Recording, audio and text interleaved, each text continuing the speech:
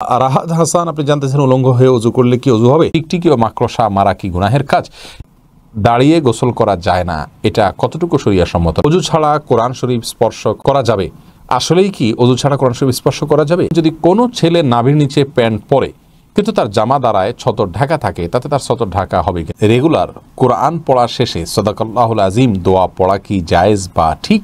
ফজরের নামাজ মসজিদে জামাতের আগে ফরজ নামাজ পড়ে ফেললে কি নামাজ হবে? আমি রোজা মানত করেছিলাম, অর্ধেকগুলো রোজা রেখে বাকি রোজা রাখা হয়নি, এখন আমার করণীয় কি? বাচ্চাদের পোশাকে ছবি থাকা কি জায়েজ আছে কিনা? সঙ্গীতের ব্র্যান্ডের লোগো যুক্ত টি শার্ট পরা যাবে কি না? প্রিয় দর্শক, আমরা যে সমস্ত প্রশ্নগুলো ইতিমধ্যে আমাদের কাছে চলে এসছে সেগুলোর উত্তর দেওয়ার মাধ্যমে আমাদের আজকের এই পর্ব শুরু করি। আমি প্রথমে যে প্রশ্নটি দেখতে পাচ্ছি, হিবলি নোমা জানতেছেন টিকটিকি ও মাকড়সা মারা কি গুনাহের কাজ? টিকটিকি এইটা মারা সওয়াবের কাজ বলে বিভিন্ন হাদিস থেকে জানা যায়। সেটা কি আসলে আমাদের দেশে যে টিকটিকি রয়েছে এটা, না ভিন্ন কোনো টিকটিকির কাছাকাছি প্রজাতির অন্য কোনো আপনার বিষয় বস্তু? সেটা নিয়ে মতপার্থক্য আছে স্কলারদের মধ্যে। বিশুদ্ধ মত অনুযায়ী আমাদের দেশের প্রচলিত যে টিকটিকি আমরা দেখতে পাচ্ছি এটি সেটি নয়, কিন্তু এই টিকটিকির মতোই এটাকে হত্যা করার নির্দেশ ইসলামে রয়েছে এবং এর বিশেষ কিছু কারণ রয়েছে, এবং এটি আমাদের বাসা বাড়িতে বিশেষ করে বিচরণ করলে সেটি আমাদের জন্য ক্ষতিকর হয়। টিকটিকির কথা আমি বলছি বিশেষ করে, এটি কোনো খাবার ইত্যাদিতে মুখ দিলে সেটি আমাদের ক্ষতির কারণ হতে পারে।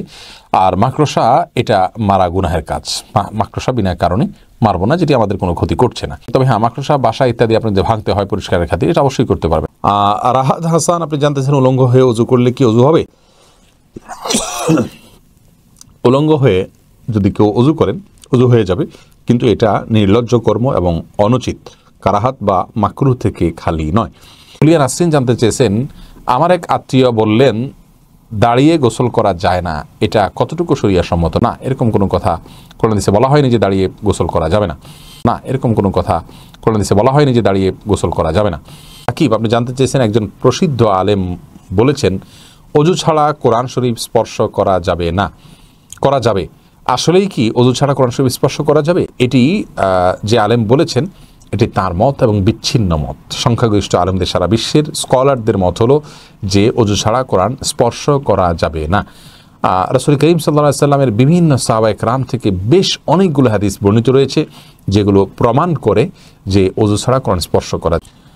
জুলফিকার খান তাসিন আপনি জানতে চেয়েছেন, যদি কোনো ছেলে নাভির নিচে প্যান্ট পরে কিন্তু তার জামা দ্বারায় ছতর ঢাকা থাকে, তাতে তার ছতর ঢাকা হবে কিনা? অবশ্যই হবে। আপনি ছতর ঢাকবেন, কি দিয়ে ঢাকবেন সেটা আপনার বিষয়। প্যান্ট দিয়ে ঢাকবেন না শার্ট দিয়ে ঢাকবেন সেটা আপনার বিষয়। এরপরে আয়েশা অনামিকা অর্ণা আপনি জানতে চেয়েছেন, রেগুলার কোরআন পড়া শেষে সাদাকাল্লাহুল আজিম দোয়া পড়া কি জায়েজ বা ঠিক? বোন আয়েশা, কোরআন কারীম পড়ে শেষ করবার পর সাদাকাল্লাহুল আজিম পাঠ করাটা আবশ্যক বা সুন্নাহ, এটা আমরা অনেকেই মনে করি, বা এটা কোরআন তেলাওয়াতের জন্য একটা নিয়ম বানিয়ে নিয়েছি। অথচ কোরআনে কারীমের তেলাওয়াতের শুরুতে আউযুবিল্লাহ বিসমিল্লাহ পড়ার বিষয়টি হাদিস দ্বারায় কোরআন দ্বারায় প্রমাণিত হলেও কোরআন তেলাওয়াত শেষে কি পড়তে হবে এরকম কোনো নির্দেশনা কোন হাদিসে আমাদেরকে দেওয়া হয়নি। অর্থাৎ তেলাওয়াত শেষ আপনি রেখে দিবেন। মাঝে মধ্যে আপনার আল্লাহর কথার প্রতি বিশ্বাসের কথাকে প্রকাশ করতে গিয়ে যদি বলেন সাদাকাল্লাহুল আযীম, অর্থাৎ আল্লাহ যা বলেছেন তা সত্য বলেছেন, তাহলে সেটা হতে পারে, এটা আপনার ঐচ্ছিক ব্যাপার। কিন্তু তেলাওয়াতের শেষে সাদাকাল্লাহুল আযীম পড়তে হয়, এটাকে নিয়ম বানিয়ে নেওয়া হয়েছে। আউযুবিল্লাহি বিসমিল্লাহ না পড়লে যেরকম দোষণীয় মনে করা হয়, সাদাকাল্লাহুল আযীম না পড়লে দোষণীয় মনে করা হয়, এরকম একটা পরিস্থিতি কিন্তু আমাদের সমাজে হয়ে গেছে। যার কারণে এই ব্যাপারে আমাদের ধারণাকে সংশোধন করে নেওয়া উচিত যে সাদাকাল্লাহুল আযীম পড়া এটা কোনো সুন্নাহ নয়।